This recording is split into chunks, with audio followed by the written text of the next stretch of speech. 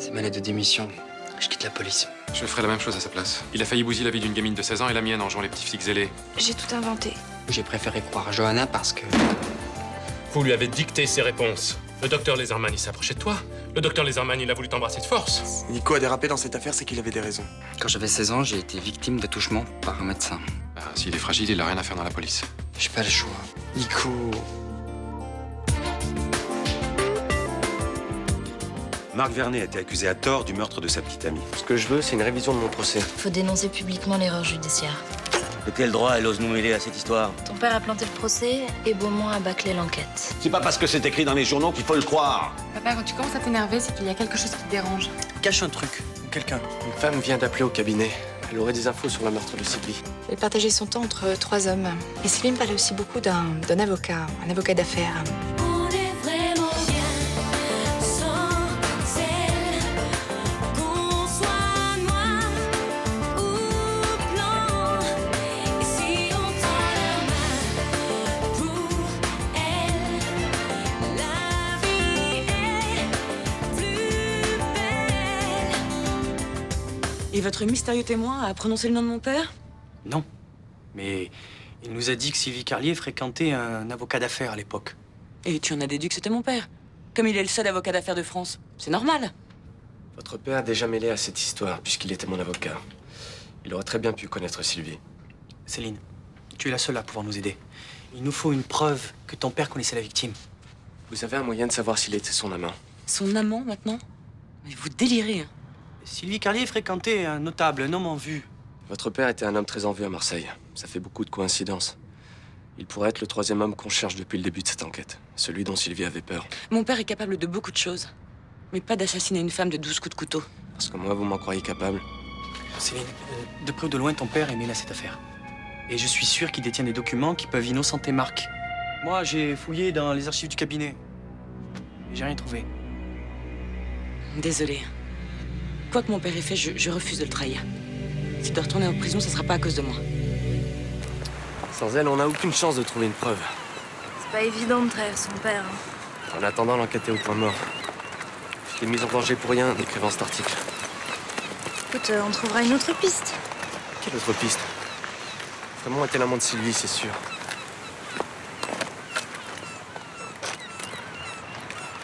On n'arrivera plus à le passer. Ça te ressemble pas de baisser les bras? Qu'est-ce qui se passe? Je porte plus cette mascarade avec Rudy. C'était une idée stupide. Elle vient de toi. Je sais, je voulais te protéger. Je peux pas te voir dans ses bras. Quand il t'embrasse, qu'il te serre contre lui, il me rend malade. On joue un rôle, rien de plus. Moi, je joue pas.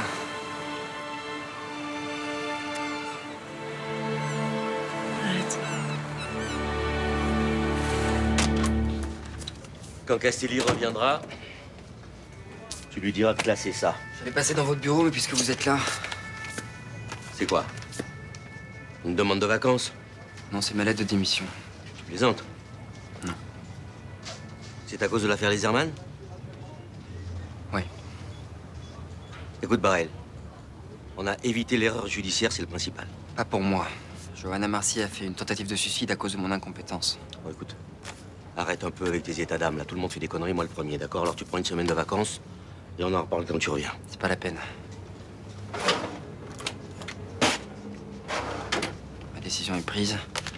Elle est définitive.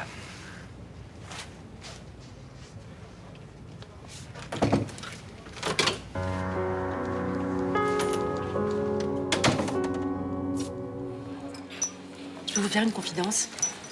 Je suis très contente que vous soyez là. Là, derrière le bar? Non!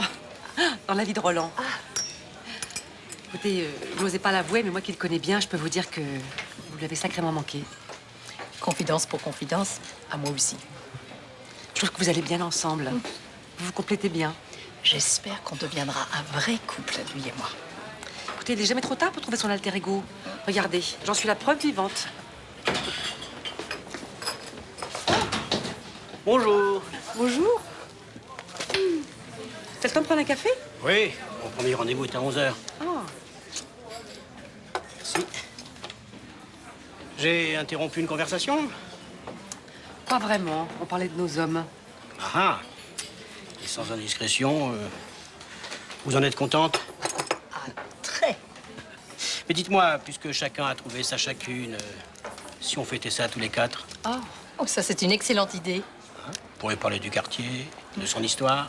Attention, attention. Hein. Si on branche Roland sur son bar et sur le Mistral, on en a pour des heures. Eh ben, je prends le risque. Qu'est-ce que vous diriez d'un déjeuner? Pourquoi pas aujourd'hui? À 13h? Ouais. Parfait. Ça tombe bien. J'ai une bonne nouvelle pour toi. Nous allons déjeuner entre amis aujourd'hui. J'ai encore essayé de joindre de Mattei pour la réunion de chantier, il répond toujours pas. T'as un souci? Qu'est-ce qui va pas? Tout à l'heure, Malik et Marc Vernet sont venus me trouver pour me demander de l'aide. Et j'ai dit non. Quel genre d'aide? Ils pensent que mon père était l'amant de Sylvie Carlier. Ton père? Une femme leur a dit qu'elle entretenait une relation à l'époque avec un notable.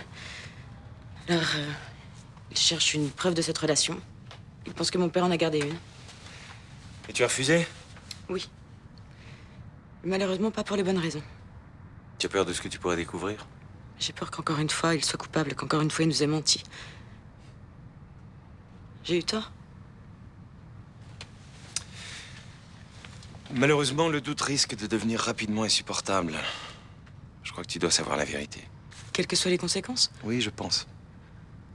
Mais comment je peux faire pour trouver quoi que ce soit? Je sais presque rien de toute cette histoire. Tu veux que je vienne avec toi? S'il te plaît, oui.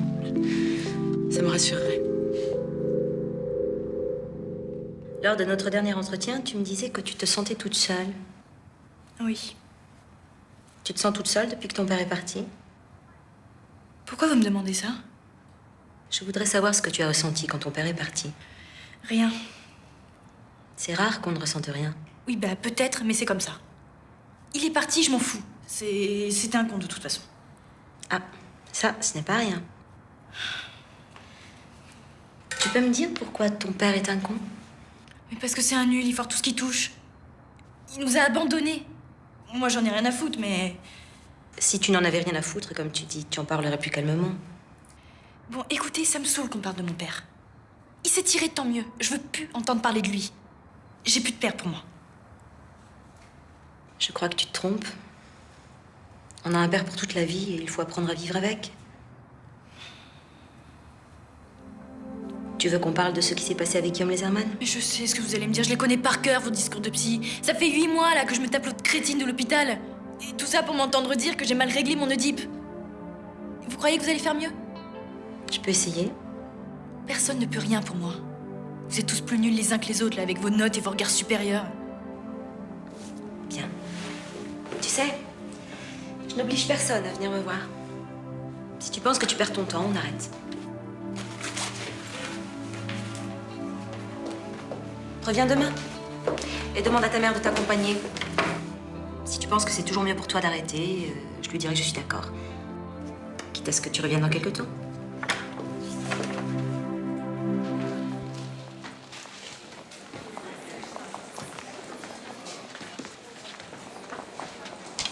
Je peux avoir un jus d'orange? Ça va? T'as pas l'air d'avoir le moral aujourd'hui? Je viens de donner ma démission. Comme ça, sur un coup de tête? Il faut assumer ses actes. Et pour moi, c'est la seule solution. Qu'est-ce que tu vas faire maintenant? J'en sais rien. Je suis sûr de plus vouloir continuer ce métier.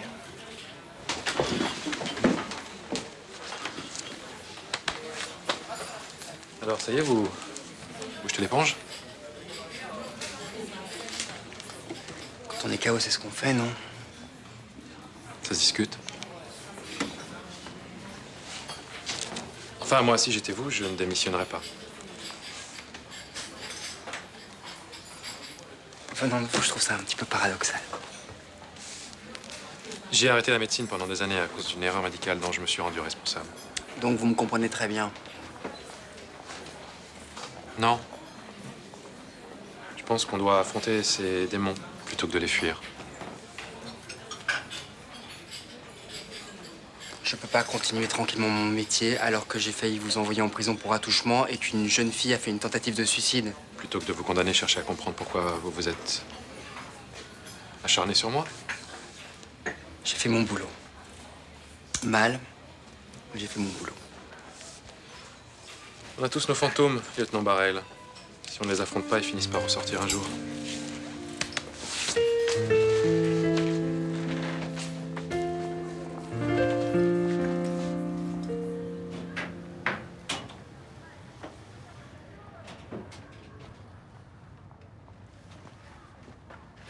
Myrtha, je suis venu te dire que pour le déjeuner aujourd'hui, ça va pas être possible. Hein.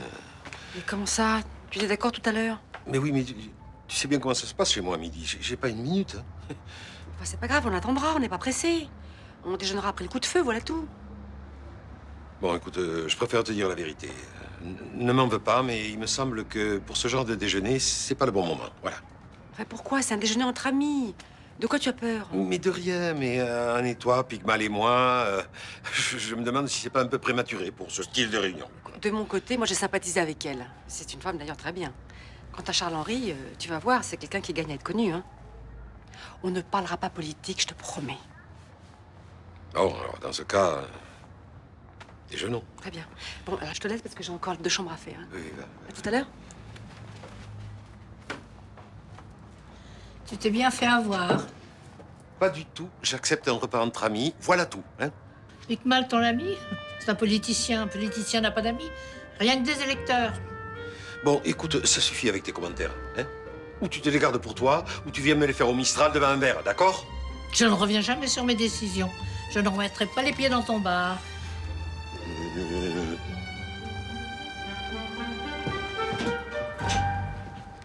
Oui, j'ai parlé à Guillaume. Oui, je lui ai parlé de ton problème. Mais de quel droit t'as fait ça? Parce que je me suis dit qu'il pouvait peut-être t'aider. M'aider, mais j'ai failli le foutre en tôle. Mais il est médecin, il peut comprendre, non? J'en ai rien à foutre qu'on me comprenne.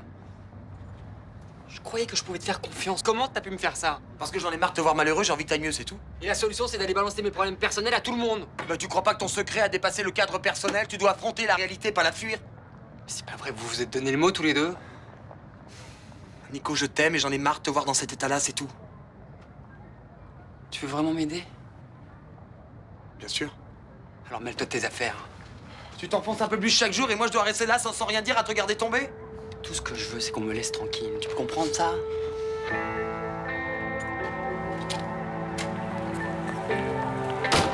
Merde. Et on ne t'aime pas, c'est évident. Elle joue avec toi. Elle te manipule. Mima, arrête. Elle te mène par le bout du nez et toi, tu ne vois rien. Quand vous êtes sortis ensemble la première fois, si j'avais su, Qu'est-ce que tu aurais fait? eh ben j'aurais tout fait pour t'en dissuader. Tu crois que je t'aurais écouté? Bah bien sûr que non, t'es comme ta mère, butée comme un âne. Mais au moins j'aurais essayé. Mais t'inquiète pas pour moi, je sais ce que je fais. Si, je me fais du souci. Quand on parle du loup. Bonjour Myrtha. Bonjour. Ça va mon cœur? Ça va. Oh putain, s'il avait des lance-flammes à la place des yeux, je serais cramée là. Nina. Je vais pas tenir longtemps ce petit jeu. Je suis désolée de t'imposer ça. Parce qu'on est en train de faire semblant, mais je sais même pas vraiment où on en est là tous les deux. Dis, T'imagines une seconde ce que j'endure à chaque fois que tu m'embrasses là? eh ben écoute, on arrête. Si c'est trop dur pour toi, je préfère qu'on arrête tout. Non, bah non, j'ai commencé, je vais aller jusqu'au bout. Mais. Mais Jure-moi qu'il se passe plus rien entre Marc et toi. il se passe plus rien entre nous, je te le jure. Et voilà. Pardon, excuse-moi. Ah, je vais chercher le sel. Mais attends, j'y vais. Non, je suis déjà debout, laisse. J'adore les calamars. C'est une recette familiale, je parie? Oui. Allez-y, servez-vous. Moi, je trouve que le déjeuner, c'est une excellente idée. Oui, ça permet de mieux se connaître et de s'apprécier. Moi, en fait, je suis persuadée que Roland pensait qu'on allait être jalouses l'une de l'autre. C'est ridicule. Le passé, c'est le passé. Oui. Alors que nous sommes résolument tournés vers l'avenir. Vous habitez le quartier? Hélas, non. Mais je songe sérieusement à m'y installer. C'est un des endroits de Marseille que je préfère. Roland vit ici depuis toujours. C'est une institution au Mistral. Ah, ça, Roland et son bar. Je vais sortir le fromage, hein. Allez, c'est patron, j'y vais. Bon, alors, Le Mistral est dans votre famille depuis longtemps. Oui, oui, voilà, c'est mon grand-père qui l'a fondé à la fin de sa vie et mon père a pris la suite. Et puis vous? Voilà, non, non, mais raconter comme ça a l'air simple, hein, mais ça n'a pas toujours été. Quoi? On m'a dit que pendant la guerre, votre père avait caché une petite fille juive. Oui, Rachel Lévy, ouais. Tête de mule du quartier, là. Oui, en janvier 43, ses parents avaient été arrêtés, alors il l'a recueillie et il l'a cachée. Voilà.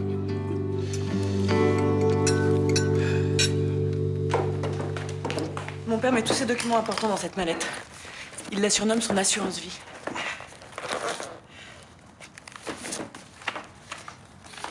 J'ai l'impression de chercher une aiguille dans une botte de foin.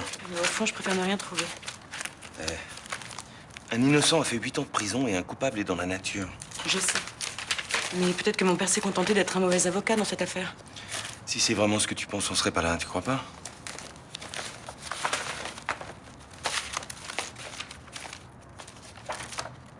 Regarde. Une lettre de Sylvie Carlier adressée à ton père. Elle l'a écrite quelques jours avant sa mort. Prends-la, on la lira plus tard. Faut absolument remettre cette mallette dans la chambre de mon père. Si vous trouve ici avec ça... Et voilà, toute l'histoire du Mistral. Hein. Et maintenant, la relève, c'est mon fils Thomas. C'est lui l'avenir de ce café. Tout ça est vraiment passionnant. J'avais bien dit, hein. Ce déjeuner, c'était une superbe idée. Je prendrais bien un petit verre, moi. Oui. Merci. Mais dites-moi, tous vos souvenirs, là, vous allez pas les laisser dans votre tête? Qu'est-ce que vous voulez que j'en fasse? Pourquoi pas un livre? Un livre? Non, mais ça intéresserait qui, hein? Bah, je suis désolé, mais votre histoire, c'est un peu la mémoire collective. Charles-Henri a raison. Tu devrais t'y mettre. Mais si tu veux, je t'aiderai. Bon, on verra. En attendant, trinquons. Allez. Au Mistral. Au Mistral. Au Mistral.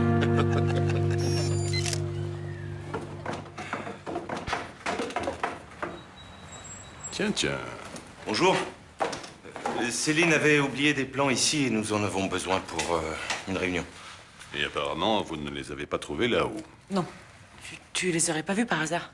Non. Désolé de ne pas pouvoir t'aider, ma chérie. Mais tu devrais te recoiffer un peu, surtout si tu as un rendez-vous. Papa, Pour l'explication. Tu es majeur et célibataire, même si ce n'est pas le cas pour tout le monde ici.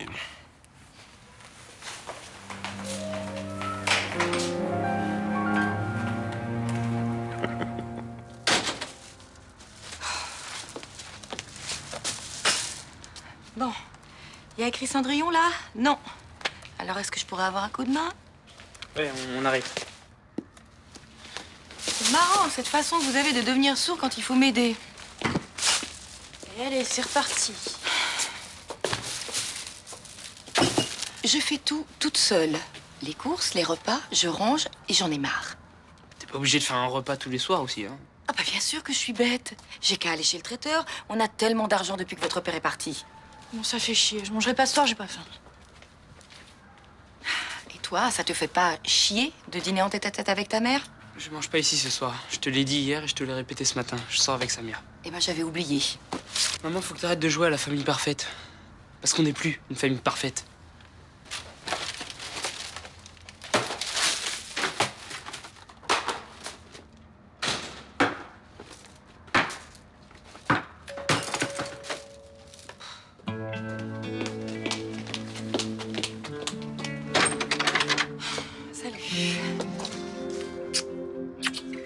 Je vais me croiser Lucas dans l'escalier, ça avait pas l'air d'être la forme. Ah bah c'est la grande fois pour personne. J'espère que tu vas me remonter le moral.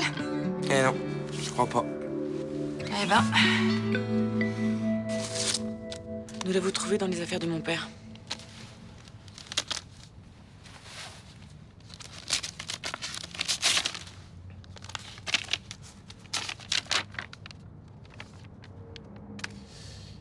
Dites à votre ami que tout est fini entre nous. S'il continue à me harceler, je révélerai à la police la nature de nos affaires.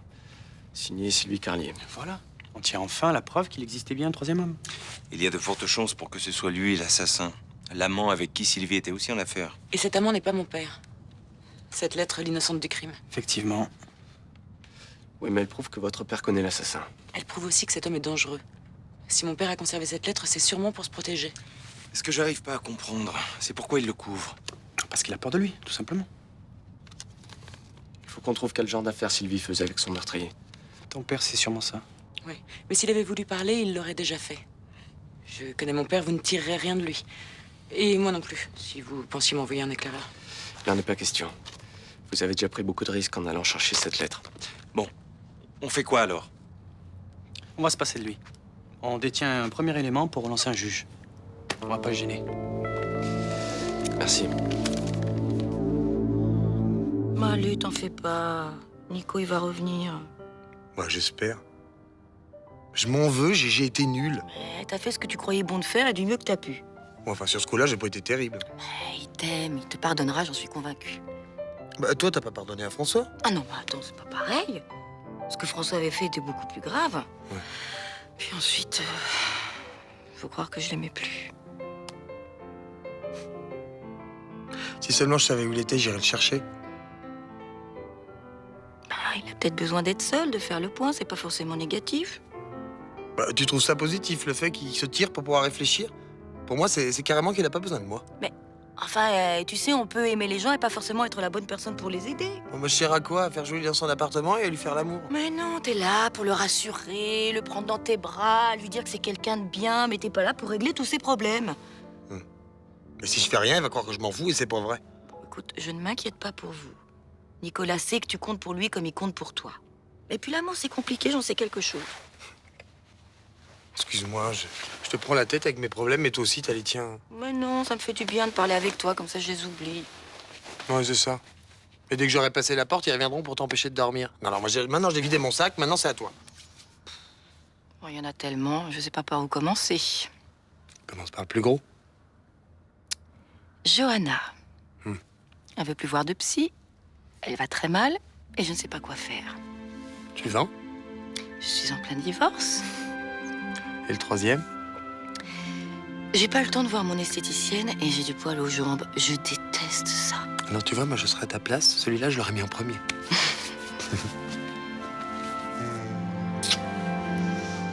Merci d'être là, mon Thomas. On va y aller.